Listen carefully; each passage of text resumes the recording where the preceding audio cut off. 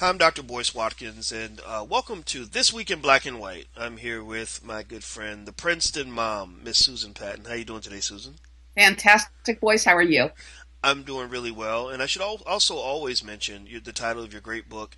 It's Marry Smart. Is that right?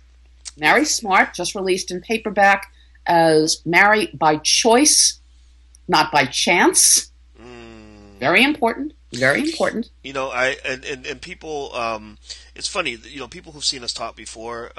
Just so you know, the videos I do with you are the ones that are the most controversial as measured by the number of thumbs up versus thumbs down. Right. A lot of my videos it'll be 95% thumbs up, 5% or less thumbs down. Our videos will be 50-50. Okay.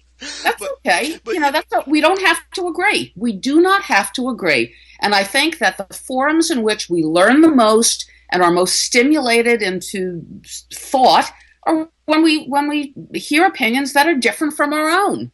That's where you learn and that's where you grow as a person and as a thinker. Well, and and I agree, and I want people to also know that a big part of the reason that I like your style is because you have the kind of style or the kinds of information that I have actually applied in my own life to people that I care about. When the advice you give to young women about deliberately setting your Planning. trajectory for love and life. I would literally, and I'm not making this up, literally 2 minutes before I called you, I was on the phone with my daughter, and we were talking about her boyfriend and their relationship. And I'm not going to give all my daughter's business away, but one of the things I clearly said to her, and this is inspired by people like you, is I said, love isn't something that just kind of happens. It's something that you make happen in the way You that plan you for it envision. You and you plan for work it. towards it and you invest in it. Right. I hear it all the time. Young women, when I advocate for young women, especially educated young women, planning for their personal happiness with at least the same commitment and dedication that they're planning for their professional success, they say to me, oh, well, love just happens. And I tell them all the time, firstly, nothing just happens. Your career doesn't happen. Your personal life doesn't happen. Nothing just happens. You plan for it. You commit yourself to it. You invest in it. You work on it, you work at it, you course correct along the way because sometimes stuff doesn't work and you have to modify and readjust, but it certainly does not just happen. Well, I agree with you 100%. And now, here's something else that did just happen. You mentioned that there was someone who took offense to a A remark comment that that, I that, posted. that you made. Can you talk about that a little bit? I sure can. Well, as you know, I read every comment that everybody posts on our videos, which is a lot, by the way. It's a lot. I read absolutely every comment, and I have a long list of shout outs that I have to mention before we go off air today. But one episode that we had together, a young woman commented so wisely and so thoughtfully that I replied to her on the site and I said, thank you. You're a smart girl. Thank you very much for your wise and insightful comment. I didn't think anything of it until almost immediately thereafter there was huge backlash because I called her a girl. And I Hmm. thought, okay, she's young enough to be my daughter. Any woman that's as young as that, I'm going to call a girl. Hmm. My best friends, my classmates, women that are my age, these are my girlfriends. They have no problem with my referring to them as a girl. It's not a term of disrespect. It's a term of endearment. Honestly, it's a term of comfort and familiarity. But when I read some of the vitriol over my calling her a girl, saying, what a smart girl you are. Why didn't I say, what a smart woman you are? I could have said that, but that just seemed a little more formal. And I wasn't looking to be more formal. Her comments were warm and welcoming and sweet.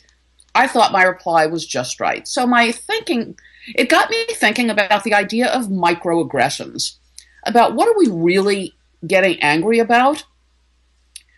One commenter wrote, would you call Dr. Boyce boy?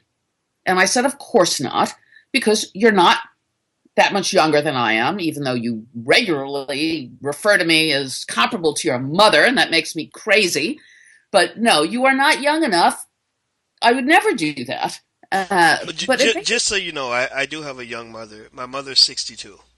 So just so you know that. okay. So that's where the comparison came from. My mother is she Get could it. easily be an older sister.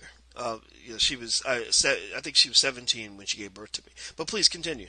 But your mother is older than me, and you could stop referring to me as being comparable to your mother. But that's okay. I'm sure I'm in good company with your mom. But my concern here has to do with just the idea of microaggressions that will catch on to a word or a nothing. We take a nothing that had no offense behind it and turn it into something that's insulting or that's offensive. Now, I certainly understand that we have to be smart about what we say and sensitive about the words we choose because words can hurt. But I don't believe that the woman that I responded to was at all offended by my calling her a girl. I think she understood that I was speaking to her maternally, because that's sort of how I speak to everybody, including you sometimes when you say or do something that I don't love. Um, but I think it's important that we focus on the bigger things and not allow ourselves to get distracted by these microaggressions, these pointless, meaningless little nothings that really they don't account for anything, they don't mean anything, and to attribute offense to a small little thing like this, just it diverts attention from bigger, more important issues. What do you think? Well, let me say it like this. I rarely see almost anything in a yes or no, good or bad capacity. In this case, I think that your truth is the truth for you, and and I think that anybody who knows you understands that you didn't, mean any harm or foul by what you said, and which goes to the point that it's important to understand the context and the character of the commentator before you analyze a comment, right? So, you saying something like this, saying you're a smart girl, means a whole lot, or means something entirely different from, say, the white woman in The Color Purple saying to Oprah Winfrey's character, I think she called her girl in that film, Right. because in that context, Deep South, a long time ago, Of call course. somebody a boy or girl meant something totally different. And I think, Right. and Right. what that goes to, in my opinion, is it goes to the idea that when you're talking about things that make people sensitive, I think it's important to certainly advocate for your point of view, to come in and say, look, I didn't mean anything by it. This is what I meant. But I Right. think that that's kind of where it needs to stop. In my opinion, I think when it gets to the point where it's like, what's wrong with you? Why would you think that way? Why would you think that I meant this? I think that maybe that could be flipped into a question. Why did you think I meant this? Right? So that you can learn something, right? Because the thing is, for people of color, being called a boy or being called a girl, that's pretty sensitive stuff. I've been called a boy a few times, and I don't like it, even if In the a, person doesn't mean anything. as an adult. Right. Well, even yeah, as an adult, as an adult, definitely. As a kid, of course. I mean, because I was a boy, but as a man, when someone has called me a boy, a white person's called me a boy, it doesn't feel good, right? Of course Now, not. It's hugely offensive, and anybody would see that. But for a woman of my age, who is not quite as old as your mother, but very close to your mother's age, to call a woman who's in her early 20s a girl, again, young enough to be my daughter. And I'm sensitive to, I would never, again, you have to consider the source. I would never look to say anything that was diminishing or demeaning or disempowering, not to anybody, black, white, or anybody else. But wow, when people say to me, and they do, what a smart girl you are, what a feisty girl you are, I sort of love that a little bit, to be honest. I sort of love that a little bit. well, and I agree with you. I think that it's really no different from the fact that there are things that you could say to me as a man that wouldn't bother me, but if I said them to a woman, it might have a different implication. That's right. And so I think that there has to be room for that kind of discussion. But I think at the same time, a person would be foolish not to try to understand what you meant. So I think a better response, instead of saying, "Oh, you're a racist. Why'd you call her a girl?" I would prefer the person says, "Well, what do you mean by that?" Right? Because here's the thing. This is what leads me to not have any problem with what you said. is that I truly believe you would have said that if she were white, Of course I would if have. she were Asian or anything. Of Right. course I would have. That's exactly right. I never thought about that, but you're exactly right. It was a manifestation of her age and nothing else. It was just because she was a beautiful, brilliant, well spoken young woman Hmm. who was young enough to be my daughter. Mm. Well, let me tell you a little bit about, I think, the black experience. If you let's flip it. Actually, let's talk about the word boy. Actually, I think calling someone a girl, it can be offensive in the wrong context. But I think the word boy is even worse. For people of color. Oh, sure. Right? Because I can say as a man, as a black man. There's a reason, for example, that when you see black men and they say, "Hey, how you doing, man?" That was actually something that was started by certain black leaders who a long time ago, who referred to each other as man and brother, to create unity and to also create strength, to really advocate for the idea of manhood, because for a very long time there was a feeling that America wasn't always an easy place for black men to grow up and become men. Right, When you measure manhood by things like being able to get a job and right, things like that. So I think manhood is something that is should be exalted and promoted and strengthened and elevated within the black community. That's an important thing for me as a black man. So I think that if you no matter who you were talking to, if you'd said you're a smart boy, I don't think any boy or any man. See, I said the word boy. I don't think any man would have been comfortable with that. But I think when you talk about the word girl, especially when you tie that into the fact that I think um, women like to be told that they're younger than they are. You know what I mean? Like, oh, you look, you have such a girlish look, or you know what I mean? Just there's something about youth that where you compliment women with youth, right? If I say, Susan, oh my gosh, you are the prettiest girl in the room. right. That's going to make you smile. It's not going to make you say, "Well, Sure. wait, what do you mean? I'm not a woman, right?" So I think that the implication is certainly different, and I encourage people that are watching to kind of, try to understand, where she might be coming from. Look, if you're going to get mad at Susan, I'm not going to get mad at you for getting mad at Susan, because Susan's going to say stuff that's going to make you mad. But I don't think that should be one of those things. So, Agreed. so what other thoughts do you have on that? Well, I told you I have a long list of shout outs because I read every single comment that people post on our sites. Every single one. Uh, L2 Cotton, I love her. I love this woman. She is my age. I love this woman. What a smart, brilliant, beautiful woman this is. Love her to pieces. Jay Boogle, Corey Bill, Sugar Felice, The One, Anna 1106, Electric Tyrone, Mr. VIP 1993, Gregory Thompson Jr., Fox Wizard, spelled with a Y, Marion Hunt, Alicia Kelly, Brant Padmore, Laura Movement, Chemistry 101, spelled with a K, uh, Disdain Face, David 017 Abel. That's it. That's it. Long list. Long list. Love these people. Love reading their comments. They're so smart. They're so thoughtful. Some of them are so funny. I absolutely love it. So we should encourage our viewers. Keep writing. You know that I'm reading it. Boyce isn't reading it. I'm reading it. I'm reading every single comment. And in many cases, I do respond. And that's always interesting, too, to see what that kind of dialogue leads to. You know what? It's funny you mentioned that when you talk about reading comments. I read comments selectively, not because I don't respect and appreciate people that leave the comments, because their opinions are just as valid as mine. But do you ever get to the point where reading too many comments can drive you crazy?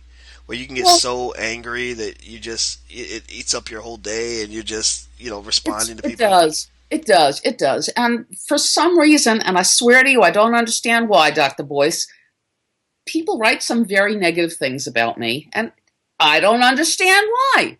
I don't get it. I don't get I don't mean to be inflammatory. I never mean to be provocative. I just say what I think, which honestly, I believe that many people think as I do, but they're unwilling to say so publicly for fear of being attacked by the left, who is all about diversity, except if you feel differently than they do. And then they just have to shut you down. So I get that. But I do read comments, but you're right. There comes a point where I just say, you know what, I'm tired of being attacked like this, and especially the ad hominem attacks, the personal attacks, on everything from, my hair to my dog. You're going to go after my How dog? can Are they you talk kidding about? me? They went after your You're going dog. to go after my dog? That's below the belt. Below the belt. Exactly. But Okay. yeah, I think we have to be careful about how much time we spend and waste and agitate and agonize over comments that are left, especially when they're anonymous. If you're not taking responsibility for what you're saying, you could say anything. And if you don't take responsibility for what you say, then honestly, what you say doesn't really mean very much. Well, let me ask you this. This is the last question that comes to mind for me. Um, okay, so you mentioned your critique of the left, right? Which I Yeah, agree with. I I don't know. I've always felt that there's so much racism that comes from the left. There's so much bullying that comes along. Just, exactly. Exactly. if you don't believe what I believe, then I'm gonna just crush you into oblivion. That's And it. That's exactly right. The left is never content to simply allow you to have an opinion different than theirs. The left has to go after you, throwing things and shouting about how you are not just wrong, but you're stupid and you're evil. Absurd. Why can't we simply agree that we have different opinions and leave it at that? What topic is there that is so one-sided that it can't support a plurality of opinions? Honestly, on what topic is just so black and white that we can't support a plurality of opinions? and I agree with that about the plurality of opinions. I think that's very important. And supposedly, is the liberals, they're supposed to believe in freedom of speech, right? But And you don't diversity, always see and that. they're all about diversity, except if you don't agree with them. Mm, And then okay. suddenly your opinion is unacceptable and has to be completely shut down. Okay. So now we know your criticism of the left. Now, what is your criticism of the right? Ah, now that's an interesting question. It seems as though the right has frequently not put their positions forward in a manner that is either easily understandable or easily acceptable to a broader audience. So I think that where the right is criticized, where I would criticize the right, is in not being sort of user friendly enough on some occasions. Plus, of course, the right has a couple, lunatics as spokespeople, and so does the left. Every political faction will have their extremists who everybody looks at and rolls their eyes. But that's an intelligent question. What is my criticism of the right? I don't have too much criticism. I think the right is all about taking personal responsibility. You take care of yourself. We have smaller government. We pay lesser taxes. Everybody is responsible for their own safety, their own health, their own security. I'm all about that. You know I'm all about that. And I know you are too, in large part. You have to take care of yourself. I don't like the idea of government taking care of everybody because that means we relinquish personal control and personal freedoms to government. I hate that. Well, where I am is I kind of dislike the left and the right equally. Um, I feel that a lot of what I hear from the right, it's not, excuse me, it's not so much about how they deliver the message, it's the message. Sometimes the message, it seems sometimes a little bit simple-minded. Give me an It seems example. to, Like what? Give me an example. just for example, we have no problem spending billions and trillions of dollars on the military-industrial complex, but we're going to complain about a few people getting a couple of dollars on welfare. Okay. That doesn't Is make that, sense to is that me. maybe an oversimplification, boys? Is I mean, it's a simplification, but I mean, come on, the right lives off of sound bites as well. So the simplification occurs across the board, but but if you look, for example, just on a purely numerical financial basis, um, if we're going to talk about welfare, I want to talk about everybody getting welfare. I want to talk about corporate welfare. I want to talk about, the fact that we're spending so much money on our military because we have a foreign policy. We've historically had a Okay. foreign You're policy saying, that's created military. more enemies than we can keep up with. Um, Okay, wait a second. Wait a second. You're saying military. I would correct that and say we spend an unbelievable amount of money on security, on ensuring the safety of Americans on American soil. You're And not going to and, argue and, with and, and you got to ask yourself that question, right? Well, why is it that we have to spend? Think about this. China has 4 times more people than we have, but we spend more yeah. money on our military than they spend on their entire economy. Why is it that we have to buy so many soldiers, so many guns, so many weapons to protect us? Well, I would argue that part of it is because our overcommitment to excessive capitalism, to corporate greed, has led us into a variety of military conflicts and military engagements that we have no business being involved in. And in many cases, our military, the brave men and women who fight for this country, are being used as paid soldiers for corporations. If you go back to many of the wars, all the way back to World War One, to World War Two, to the Korean War, the Vietnam War, the Iraq War, there was always somewhere in there a big financial motive. Somebody got rich from those wars. Somebody got rich either making the weapons, or they got rich from the resources in the countries that we were invading. And it's So, always fed to the American people as this like patriotic thing. Yo, you're fighting to preserve your freedom. And I'm glad that there are some people, former soldiers and others, who, and it happened a lot during Vietnam, who just said, no, this isn't about protecting our freedom. The Vietnamese aren't attacking us.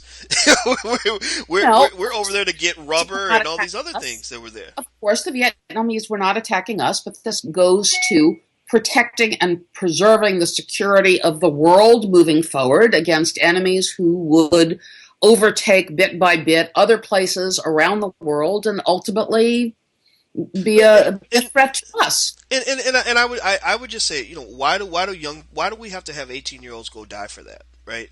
I don't know necessarily. I mean, if you think about this, imagine if other countries imposed their foreign policy on us the way we impose on other people. Imagine if they just saw, for example, let's say they said, you know what, in the United States, you have an incarceration rate that is almost 10 times higher than South Africa had during apartheid. And that was considered the most racist regime in the history of the world. And you incarcerate 10 times more black people than South Africa did during apartheid. So you are a racist regime. You are oppressive. You are, fascist, all these horrible things that we used to say about Saddam. So we're going to invade you and we're going to liberate your people by coming in and destroying your White House and killing your president, right? That would be insane. We would Right, say, oh my God, that's not even something we can fathom. But we've right. done that to other people, and so my argument would be this: I don't like either party because I feel that the political parties pretty much work together to protect a type of elitism that is to the detriment of the American people. You look at the Supreme Court, for example, and I know you're a Princeton girl. I'm going to use "girl" in a favorable kind of way, but if you look at the Supreme Court, it's filled with all these Ivy League grads, mostly from Harvard and Yale. Oh, oh, no, no, no. I'm sorry. This I can't let stand, boys. What I'm sorry. what? Excuse me. No, this I can't let It's stand. not true. Excuse me. It's not filled with Harvard and Yale grads. Excuse me. Elena Kagan, Princeton class of 81. But was Sam a Alito. dean at Harvard Law School, and did she not go to law school at Harvard? Yes, she did, but she Right, went to Princeton undergrad. right. Sam Okay, God Alito, bless her. Princeton, not Harvard, not Yale. So I just can't let you get by that information. but all Ivy League, and so I, so so mostly Princeton, though. Don't be under the misapprehension that it's Harvard and Yale that populates the Supreme Court, because that just is not true. well, And, that's where they get their legal training. Now, just you know what, I well, should know that's this. true.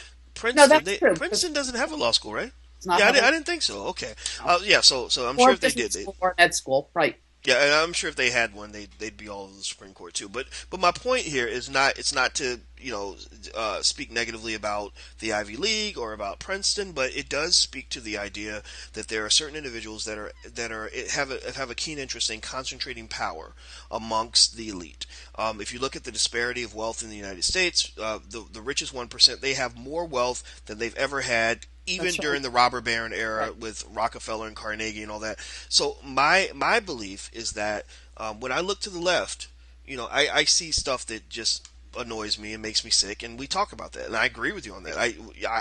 It's funny. You're conservative, but a lot of your views I align with. But then when I look to my right, I see a lot of things going on that are just not good for this country, that are incredibly unpatriotic, that are going to lead to the destruction of the United States. If we, for example, one area, just one of many. If we continue to allow a small percentage of people to control all the wealth, then guess what happens in countries where that occurs? Eventually, there's a revolution. Nothing good. The Of course. country crumbles. So that's what I would argue is that I don't see I anything. see your point. I see your point, and I understand it, and it's well articulated, Boyce. I think you're quite right that the wealth disparity in the country is a problem. It's going to continue to be a problem. I'm no economist.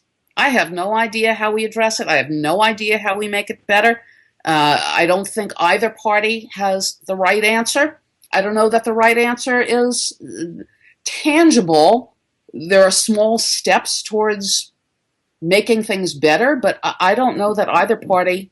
I vote Republican most of the time because I do believe in smaller government. I do believe in a strong military. I lived through 9/11. I live in Manhattan. I used to see the World Trade Center when I look out my window. So yeah, security is a very, very real issue. Having lived through that, having seen the smoke through my window for 4 days, 5 days after 9/11, national security really matters to me, and I wouldn't spare a dime on less national security. I just Yeah, wouldn't. well, I and would, I agree with you. I wouldn't either, and I give so much credit to the brave soldiers who defend our country. I don't care what without anybody a says doubt. about it, but I think it's unfortunate that we put ourselves in a position where we have to spend almost every dime to defend ourselves. I would argue that if our foreign policy had not been so abusive in the past, so what's the word, invasive, Aggressive. on the aggressive, invasive, on the sovereignty of other nations, we would have fewer problems. I mean, and there's something to be said about what President Obama says. Now, people that know me know that I've been really hard on Obama since he got elected. Not because I don't like the guy. I know people that know Barack, but the thing is, I don't believe any of us should buddy up with any president. I think You would call our president by his first name. See, yes, now I call him Barack. going back to microaggressions, I would never call our president by his first name. Disrespectful of you two. I'm surprised, and I'm not a fan of the president. I did not vote for him, not the first time, not the second time, but I would never disrespect him or the office by calling him by his first name. So, calling you on that, Dr. Boyce, calling you on You that. know what? That is it's funny. I've had people actually jump on me about that, and I just say, well, I'm sorry. When it came to George Bush, I love to make fun of him, and if Barack does something that I want to make fun of, I'm going to do it. It doesn't mean I don't respect the office. Doesn't mean I don't want him to be safe. But I don't believe in aristocracy. I just I don't believe in understand. this idea of certain people being in this elevated and important status, and the rest of us kind of being their underlings who do whatever they say. I think that many of our politicians are corrupt. I think Washington is totally dysfunctional. They don't get anything done. They're working for either their own interests or for a corporate interest, and it's destroying our country. President Obama. What's the better way? What's the better way? What's the better way? And by the way, interestingly, would you ever, talking about how I can call somebody a girl, but I would never call somebody a boy, you can call our president by his first name. Did you ever, when you were making fun of President Bush, did you ever refer to him as George? I didn't I'm call him. sure you didn't. I'm I sure think I you called didn't. him. I think I called him Georgie or Bush or maybe by his last name. I called him George. No, Just you didn't. No, you didn't. You did not ever well, call. George is not an interesting name. Barack is an interest. I like the name Barack actually. I like saying Well, Barack. I like the name too, by the way, and it also has Hebrew origins. The name Barak it also has very distinct Hebrew origins. But you would never have called President Bush George. You just wouldn't have. Well, Now, remember though, I did write a book about Bush. I wrote a book called I know. What If George Bush Were a Black Man?" So believe me, I don't remember exactly everything I called him in the book, but I didn't. I made fun of him a lot more so than Obama. Okay, I'm glad that you're referring to him as Obama because it's more respectful to call him by his last name. You don't call him by his first name. Now, why would you even have thought to do that? Is it because you're both black men that you think that you have an entitlement to do so? You know what? That could be a good point. I think that maybe the fact that we're both black men, we both live in Chicago, and and I have in my mind connections to. I'm always thinking about who he has been his entire life. I see the whole picture, the whole time series of who he is, as opposed to him just being the president. Right. But at the same time, I did vote for him. I supported him. I believe it or not, actually, you and I both had our funny moments on CNN, and actually, I can say that, amongst black people, I think I was one of the first black people to go on TV and say, I think this guy has a very good chance of winning. And it Really? was after, it was right after Oprah endorsed him. And at that time, a lot of black people weren't voting for him. They're actually voting for Hillary. And what's interesting, and this is where a lot of the black community feels betrayed by Obama, is he spent a lot of time. He got some leading black people together to help him figure out how to get black people to support him. So Right. guys like Cornel West from Princeton and some others went around the country and said, "Hey, vote for this guy. He's the guy to support." And they kind of felt that once they got that power, they sort of started chopping certain people off. One of them being the son of Jesse Jackson, and a few other people. And I think that there were people who just said, "What the hell? What's going on?" And I don't think people. I think that there's an authenticity because to some extent, black people as a collective, I wouldn't say politically naive. I'm not going to say that at all. I will say that we are not used to playing the game from the top. We're not Right. used to one of us being Right. in a leadership Sure, that's position, true. right? And as a That's result, well put. I'm sure you're right. right, and as a result, you saw people that saw Obama as more than just a politician. They saw him as a loved one, almost like a relative. And with a loved one, you don't expect a loved one to lie to you. You don't expect him to promise you one thing and give you And something not else. deliver. Right. Right, right. So he got into office and he behaved like a politician. You know the game. I mean, politicians will say, "Oh, I'll do this," and then they suddenly, change everything. And I think people are mad about that. I really think there are a lot of people who feel like, you know They're what, still mad about it. They're still mad about it. yes, and I'm one of them. I'm so angry, just on the incarceration issue alone. I'm very angry about the promises that were made that weren't kept.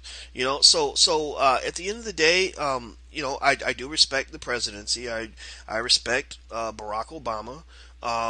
I'm not happy with Barack Obama, and you know what? If I want to call him Obama, I'm going to do that. If I'm going to call him Barack, I want to do that. And because at the end of the day, if you want that respect from people, I think you have to earn it.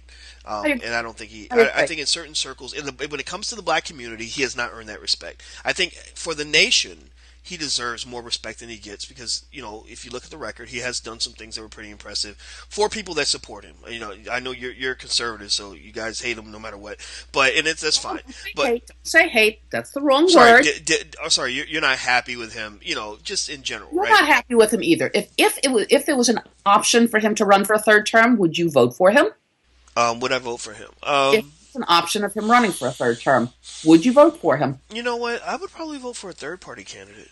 I'm sick of the Democrats and Republicans. I just think that it's so bad for our country. I think that there Who are do you people. think? Who do you think the candidates are going to be a year and a half from now? I think I want to see Hillary Clinton get her chance to run.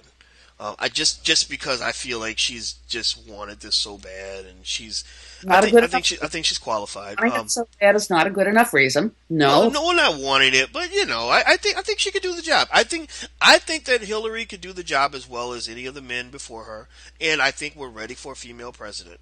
And I wouldn't be upset to see her in the White House. And now on the Republican side, I have no idea. I mean, I see Dr. Ben Carson, making his little push, but I mean, do you think that he has a chance to get the nomination? no, no. I think Jeb Bush will get the nomination, Mm, and I think if it's a fight between Jeb Bush and Hillary Clinton, I think Jeb Bush wins. mm, I'm not a fan of Hillary Clinton. This goes back to 1992 during her 60 Minutes interview when she said something like to Steve Croft, something like, "Well, if you expect me to stay home and bake cookies like some, well," I'm thinking, wait a minute, I stay home and bake cookies. You're dissing me for staying home and baking cookies? What kind of crazy woman are you? what's wrong with Wait a minute, cookies? what's wrong with staying home? But she was so adamant, and she said, and if you think that I'm going to be like some Tammy Wynette and stand behind my man, I thought that's exactly what you should do. You should stand behind your man. You're not being elected to anything. If your husband's going to be president, then yes, you stand behind your man. This is not a 2-for-1 deal, as they put it. Well, don't even get me started on the Clintons. I don't much care for these people, not one bit. Uh, But I think that the candidates are probably going to be Jeb Bush and Hillary Clinton. Maybe. I don't even know that Hillary Clinton's going to make it as the nominee. I think that there's enough Clinton fatigue. Mm. And with another year and a half to go, my God, can we really tolerate more Clinton? More Clinton. Well, can we tolerate more Bush? Oh, I mean, yeah. I think that's another Bring it on. question too, right? Bring it on. Well, you know what? I think your analysis actually is on point. I think Bush would be Clinton, not so much because we have Clinton fatigue, but because I think people have liberal fatigue. I Yeah. really think people have looked at some of the social policies that have been pushed Right. through by the Obama administration. They're like, oh man, come on. I mean, Oh, like, are yeah. you really going to label everyone on Earth sexist and homophobic? I mean, is that's what I think? I think people feel. They feel, I talk to my deep Christian friends who just say, God, it seems like no matter what we do now, we're going to be defined to be homophobic, Right. and the same thing. And you talked about, the issue with sexism and quote unquote rape Absolutely. culture on campuses and how Absolutely. that's kind of gotten out of hand to the point where innocent people are being sent to prison and all this other Absolutely. stuff. So I think people just have liberal fatigue and they're looking for a balance. So that to me is a reason why I think that the next president will be a Republican. I think you're exactly right. Liberal fatigue. I think we're sick of it already. We're sick of it. The liberals, I don't think, have handled themselves with dignity, with grace, with elegance. I think that they've been bullies. I think they haven't helped themselves. And I think that Republican is on its way into the White House, and I think that's when the economy is going to finally improve. I've had the worst 8 years, the worst 6.5 years ever. Wait a minute. Now, What do you mean? You've got your book out. Your book is doing great. You're on TV all yeah, the time. What's going bad for you? well, the economy has been terrible. My clients have, my business has suffered because the economy has been so bad. My marriage ended. This is all Barack Obama's fault. You know that.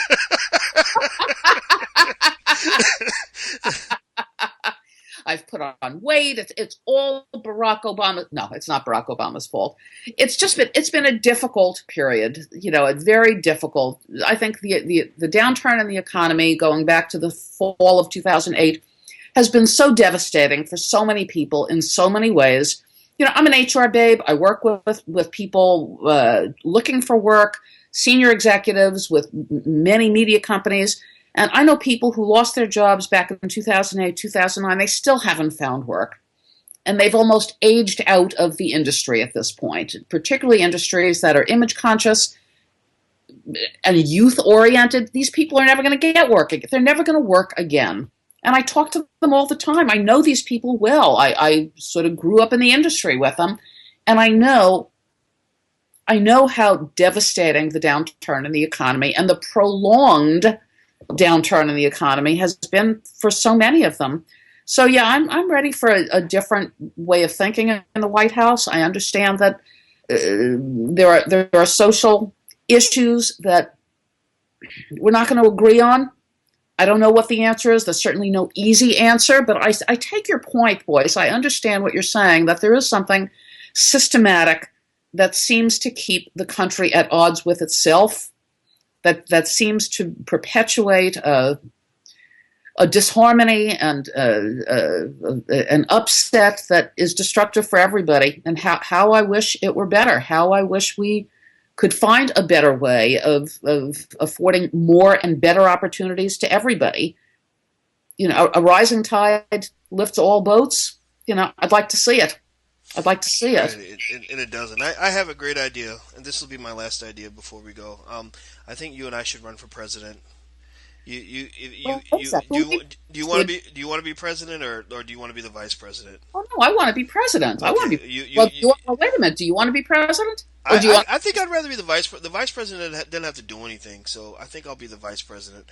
And I jokingly say that because I would love I would love for any normal, intelligent person to get a chance to be dictator for 3 months of our country, so they can do the things that our elected officials are not getting done, Right. and do things that are right for the country and not right for the corporation that got you Right. elected, and not have to fight with other politicians who have these conflicting interests. Because if you look at America, America can be the greatest country in the world. I don't know. I don't think we are. I think that we can be, though. I think we have so many resources in America. If you look at the history of America, there are certain things that can be admired about the determination it took to build the country into what it was, the industriousness.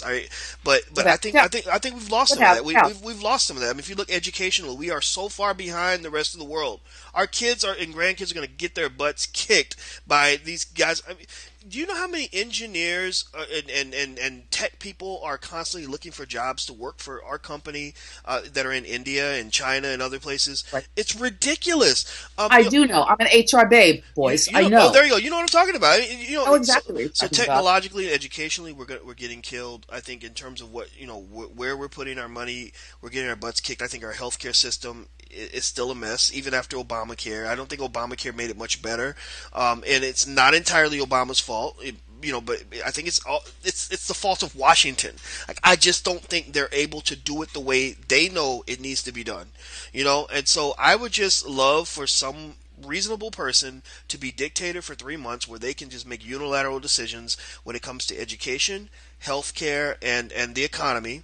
The very issue you mentioned, I think that what you're saying about what's happening to your friends who are being pushed out of the industry who can't get jobs, there are policies that can fix that. There are policies that we can implement that will help people who are not, 25 years old, right? They Right. help the 40, 50, 60-year-olds who can Who need contribute, work, give them who need work, opportunities. who need work, and who want work. I can't let your comment stand without addressing it. Yes, the United States is the greatest country in the world. And the way I know that, and the way, no, no. Not true. Not true. If you're gonna say it, I think you should have to prove it. Why are you here? Why are you in this country? You're a free man, Dr. Boyce. You could live any place in the world that you choose. You're choosing to live here. I'm taking that as a de facto agreement that this is the best place on earth to Not live. not not not live entirely. Well, let me say this, Susan. I'm here because I was born here, and you tend to Nothing stay where keep, you're born. that doesn't keep you here. You Right? don't have It to doesn't. stay. It doesn't. But let me tell you this too. I've actually talked extensively about moving away. I do actually plan to move, and because I don't like the direction the country's going. I think that if we're gonna call if we're gonna call ourselves the best country in the world, we need data to prove that. You see, we can't say that just based on faith. And because I'm an American, I just feel it. No, okay, show me the data. Show where are you ranked educationally? Tell me about your criminal justice system. Okay. Why is the United Nations constantly writing, reprimanding the U.S. government for having a two-tiered incarceration system, educational system, economic system? It's because we're not quite the greatest country in the world. But Well, please continue. obviously, there are many measures of greatness. There are many measures of greatness. Some of the things you've enumerated, we don't do particularly well in. But when you consider that our country is only, 250 years old, it's really pretty extraordinary how we lead the world in technology, how we lead the world in creative arts, we lead the world in so many ways. I understand the number of patents, invention patents. No other country comes anywhere near us. We are an industrious people. We are a creative and inventive and productive people. And considering what a young country we are, it's amazing. It's absolutely amazing. I will say that we can say that at least right now, the United States is the most powerful country in the world. So if you measure greatness by power, then absolutely. That's one measure. Right. That's one measure. Right. And so we can say that absolutely. But I think there are so many other ways you can measure greatness. When you talk about power, the question is how do you use that power? Right. I think that two things America is to me is we are a capitalist democracy.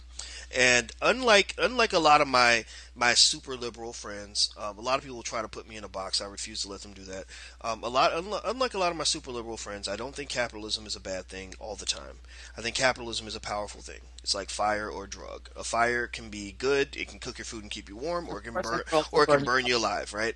So I think that what the problem with America is one of the many problems is that We've gotten to the point where we've allowed our capitalism to override our democracy. We've gotten to the point where we've become so money hungry. We worship money so much that we're putting money over people. We're creating policy in which our politicians are being driven solely by money. You can't live in a society where you let people die because they don't have enough money, in my opinion. You can't live in a society where you're going to go invade another country so you can get money. But we live in that country, and from what I see, Wait a minute. I don't think we invade other countries to get money. We invade other countries to ensure a world peace. but that's what they tell us. I mean, they have to tell us to get the 18-year-olds from Nebraska to go volunteer. They've got to come up with a story, right? This is what they tell us. You think it's an out and out lie? I think it is. I think that the Iraq War is a lie. I mean, it's clearly documented that there were numerous lies being told in media to justify the war in Iraq, and I don't care how much someone might cheer for some of the good things that happened during the Bush administration. I don't think everything that happened under Bush was bad, but that's one area that was bad. That's not the Iraq War, in my opinion, that's not the area where the Bush administration is going to try to hang its hat when it comes to defining its historical legacy, because there's so much proof that they told flat out lies. And here's the other interesting thing that's important and then I'm going to shut up and let you get the last word. My friend Dr. Wilmer Leon is a political scientist, and he pointed out the fact that on NBC, among many networks, but on NBC in particular, the Bush administration officials were allowed to go on various shows, particularly Meet the Press, and make comments that were unchallenged about the presence of weapons of mass destruction in Iraq to justify their decision to go to war. Well, guess what? At the time, NBC was owned by General Electric, which was part of the military-industrial complex. They make money when we go to war. They make money when we're building tanks and bullets and guns and all that stuff. And I'm sure they make money when we have access to more oil.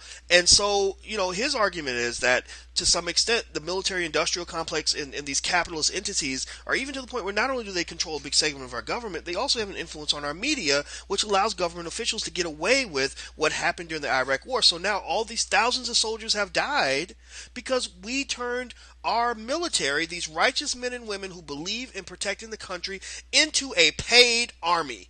That's what they became. And I think that's such an insult to the country. It's such an insult to what we want to believe that America's about. Like, I don't believe that America is as great as it should be all the time, but I do believe that there are so many people that built the country that did actually want to do the right thing. And I say this as a descendant of a former slave. Of course. I argue, for example, during slavery, I think there were many people who allowed slavery to exist, not because they felt like it was okay, but because they become so addicted to the money that they didn't want to let black people go, right? If we weren't making money for them, they would have said, sure, go do what you want. We believe in liberty and freedom and all that stuff. And you see that happens in the lives of a lot of people, where they may make one decision if money's not a factor. They'll do the right thing. But once you start dumping money into the equation, you see people start doing things that really violate their ethics. I don't disagree. I don't. I wish I did. I wish I had a control. It's a great clip. I think you're right. Every now and again, you get it right, boys. Every now and again, you get it right. Well, look at us, just agreeing. I love it. Well, there you go. I've enjoyed talking to you today. I appreciate you let me ramble and everything. I did. It's funny. We started off talking. We didn't even know we were going to get into all this other stuff, but I thought it was fun. It's a great conversation. It's always a great conversation. Even though I'm usually right, you're usually wrong, but it's okay. You seem committed. You seem, so heartfelt in what you say. What else was on my mind this week that got me all?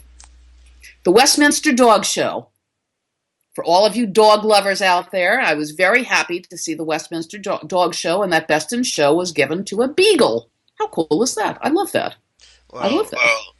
That is so where we're just on. We're from. I'm from Mars. You're from Venus on that, because I've never once seen the Westminster Dog Show in my life. Oh man, you are missing something fabulous. These beautiful dogs parading around Madison Square Garden. They all have a better haircut than I do. They are beautiful. They're so well trained. My dog Lucille, who you see every now and again in and out of the shot, I love her to pieces. World's worst dog. I mean, just between the two of us, world's worst dog.